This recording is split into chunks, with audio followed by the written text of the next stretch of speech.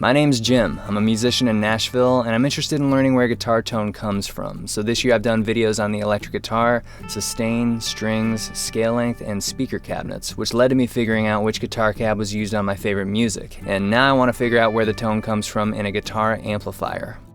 Electric guitars by themselves are pretty quiet, but when plugged into an amp they get really loud, and early on people realized that amps don't just make the guitar louder, they change how the guitar sounds, and different types of amps sound different from each other.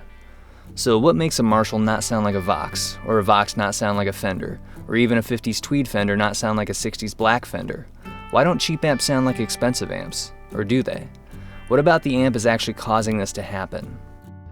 I have a pretty good idea of what affects the cab because of the big cab video I did, and I'll get to testing out speakers in a future video, so right now I'm mostly thinking about the amp's circuitry. The thing that makes this difficult is I'm just a performer. I don't know anything about circuits, but I can type questions into the internet and see what comes up, and when I search something like how a 1960 Vox AC-15 and a 1964 Fender Bandmaster are different, people online talk about these details: the bias type, the rectifier type, the power tube type, and the preamp tube type. I barely know what these things are, but if they hold the secrets to why guitar amps sound like they do, then I want to learn more about them. I had trouble finding any good audio comparisons of one thing at a time though, so I had to do it myself. The first one I tested was bias type. The bias has something to do with how the power tubes are set up. Companies market their amps as fixed bias or cathode bias, and people on the internet describe the sound of fixed bias as stiff and crisp, and cathode bias as sweet and juicy. Now, I'm just a performer, I don't know anything about circuits, but my guitar amp happens to have a switch on the back that lets me pick the bias type while keeping everything else about the amp the same. So I played some stuff into a looper, played it back through the amp on fixed bias mode, then on cathode bias mode. How different do you think they sound?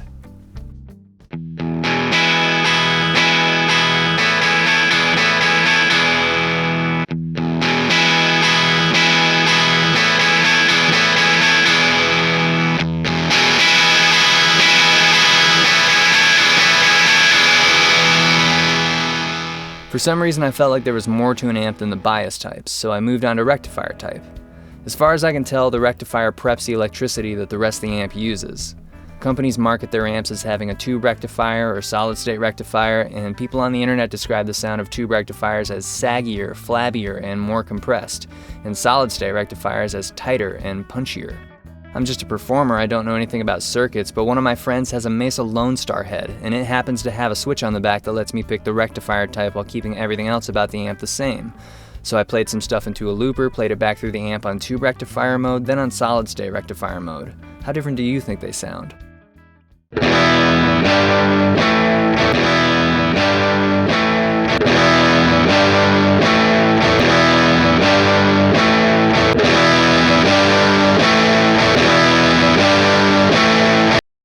Again left feeling unfulfilled, I moved on to a surefire difference maker, power tube type. This one's big because when asked, what kind of amp is that, I've found that people will usually answer with the type of power tubes it has. Companies market their amps as having 6v6 power tubes or EL84 power tubes, and people on the internet describe the sound of EL84s as mid-rangey and bright, and 6v6s as classy and dark. I'm just a performer, I don't know anything about circuits, but I got my hands on this Egnator Rebel 30 for a day, and this amp happens to have a knob on the front that lets me pick the power tube type while keeping everything else about the amp the same. So I played some stuff into a looper, played it back through the amp on EL84 mode, then on 6v6 mode. How different do you think they sound?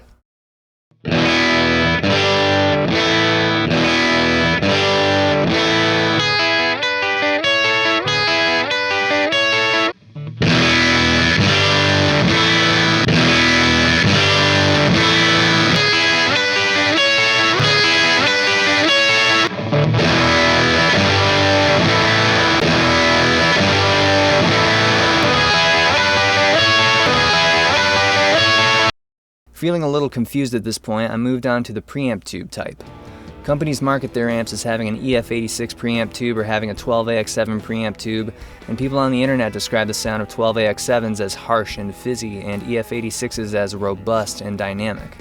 I'm just a performer, I don't know anything about circuits, but I tracked down a Morgan Dual 20 head because it happens to have a switch on the back that lets me pick the preamp tube type while keeping everything else about the amp the same.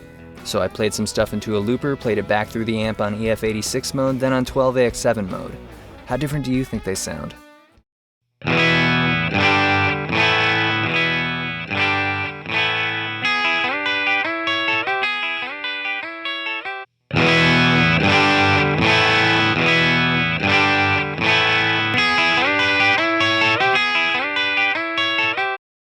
Finally, I could for sure tell a difference in the loudness and the amount of distortion here. But wait, after just a little bit of reading, I found out that these tubes don't amplify the signal the same amount as each other. So what if that's all that's happening? What if it just takes the 12AX7 a little longer on the volume knob to get to the same tone? What if a better test would be to compare the higher gain tube at a lower spot on the volume knob to the lower gain tube at a higher spot on the volume knob?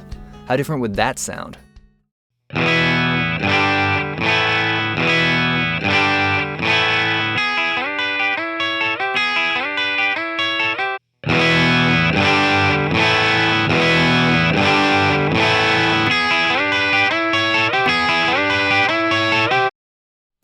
At this point, I was stunned, because if you had asked me why does a 1960 Vox AC-15 sound different from a 1964 Fender Bandmaster, I would have repeated things that I'd read on the internet and said because of the bias type, and the rectifier type, and the power tubes, and the preamp tubes.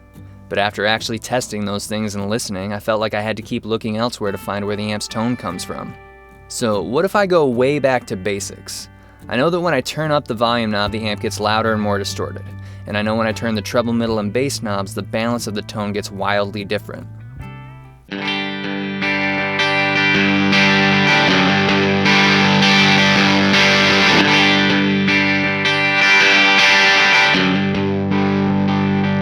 After cruising around the internet trying to figure out what's going on here, I stumbled on this tone stack calculator.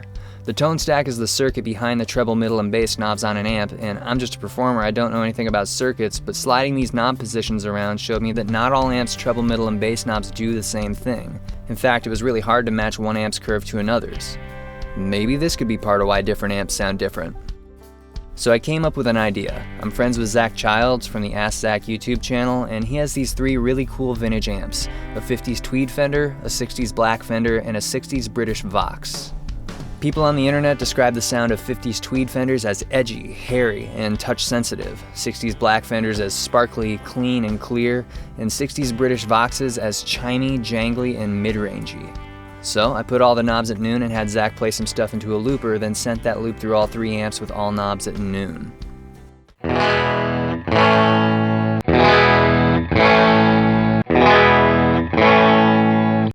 Then we started chopping away at what might be causing those 3 different amps to sound different, so we tried the amps again, but all into the Deluxe's speaker, so each amp was going into the same speaker and speaker cabinet.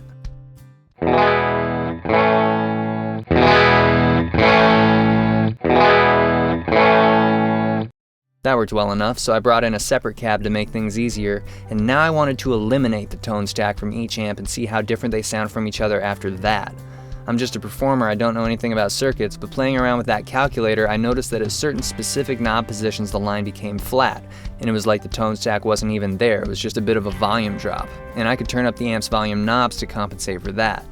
With all 3 tone stacks on all 3 amps set to achieve a flat line, how different would they sound from each other now?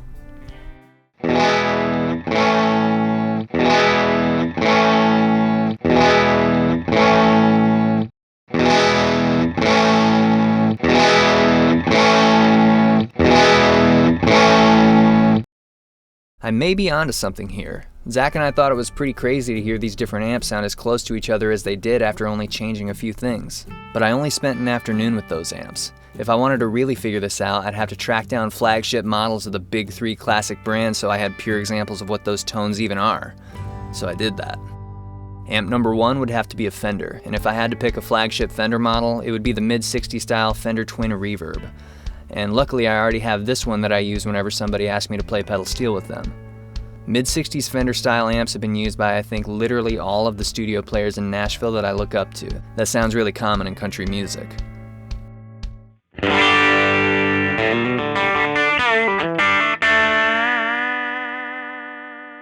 Amp number 2 would have to be a Vox. Their most famous model is the AC-30, so when I was on the road and found this one at a cool studio in Grand Rapids, I bought it and took it back with me to Nashville. AC-type amps were used on a lot of recorded guitars by the Beatles, Queen, and Brad Paisley.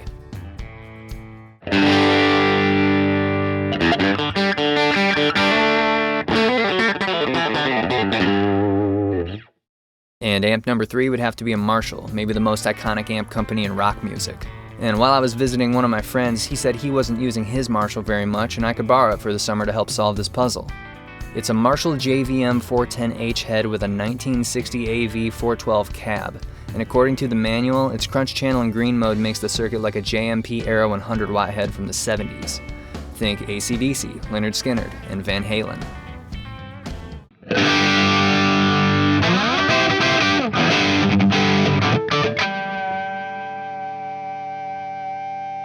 I already had evidence that EQ matters and the amp's distortion matters, so I thought it'd be a good idea to see if it matters which order those two things happen.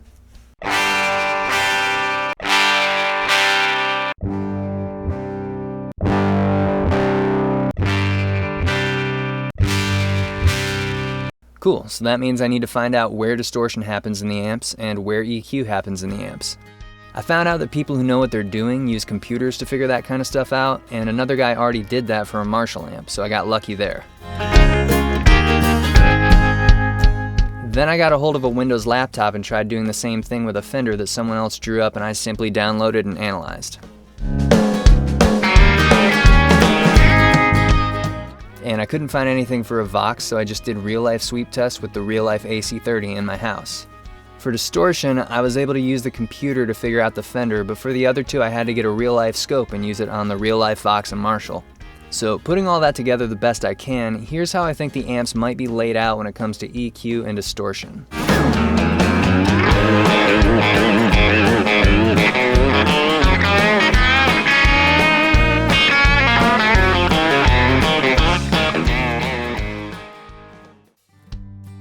With that mystery cleared up a bit, I needed to figure out what the different types of distortion sounded like. People online describe preamp tube distortion as buzzy and power tube distortion as girthy, but both are praised as being much more musical than the bees in a tinfoil bag that is solid-state distortion. But come to think of it, I've never heard preamp tube distortion by itself, or power tube distortion by itself, or even the dreaded solid-state distortion by itself. I've played through a lot of amps and pedals, but it always seems to be a big chain that's a mix of different types of EQs and distortions. So I tested all the gear I had and found out that the Vox normal channel preamp with the brilliant switch off is preamp tube distortion with no EQ. The Vox power section with the cut knob down is power tube distortion with no EQ. And with the treble and bass knobs at noon, the RC booster is solid state distortion with no EQ. I had my 3 examples of different types of distortion, so I played a loop into each and listened.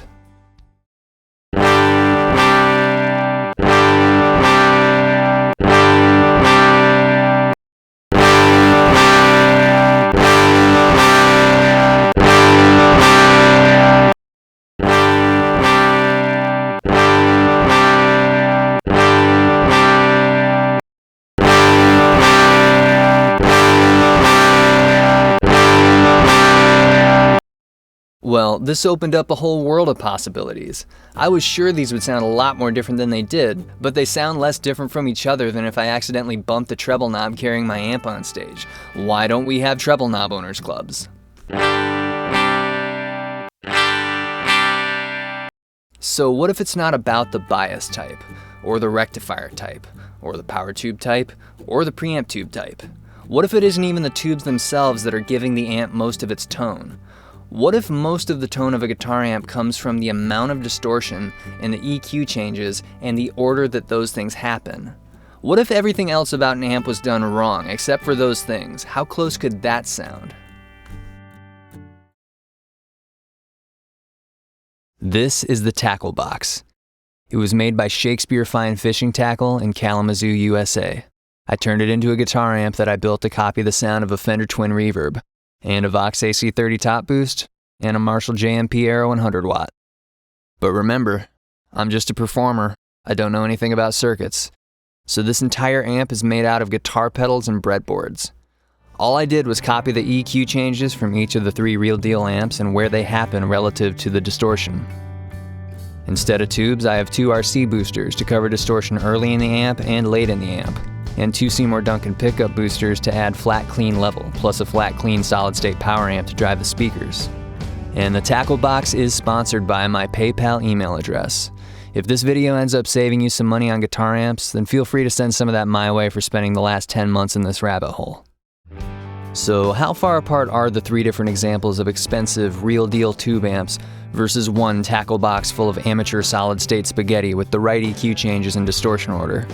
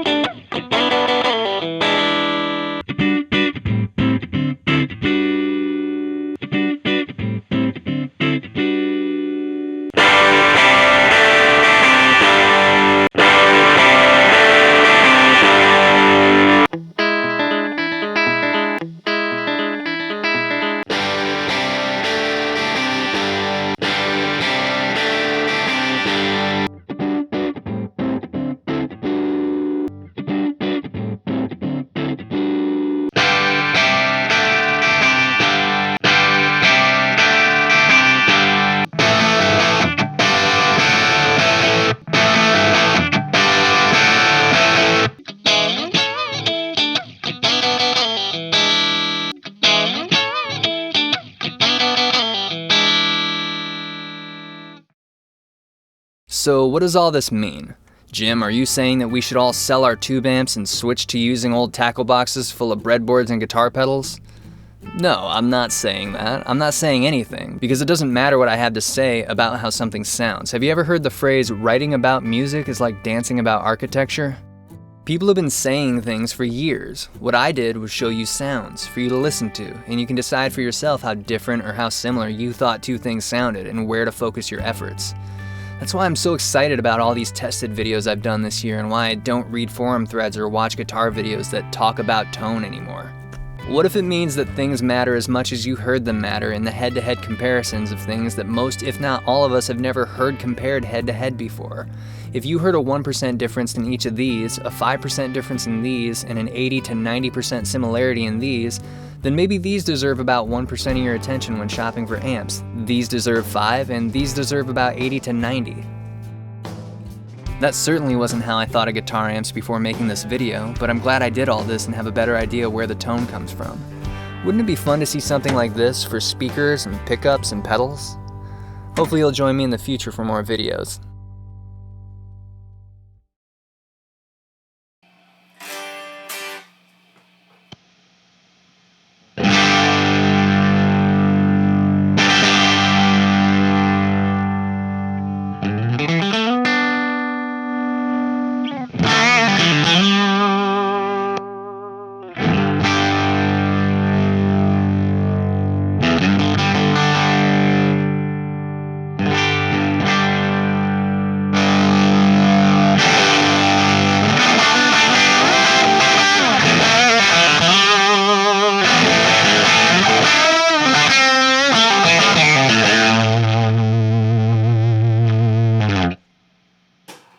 Oh, that's crazy.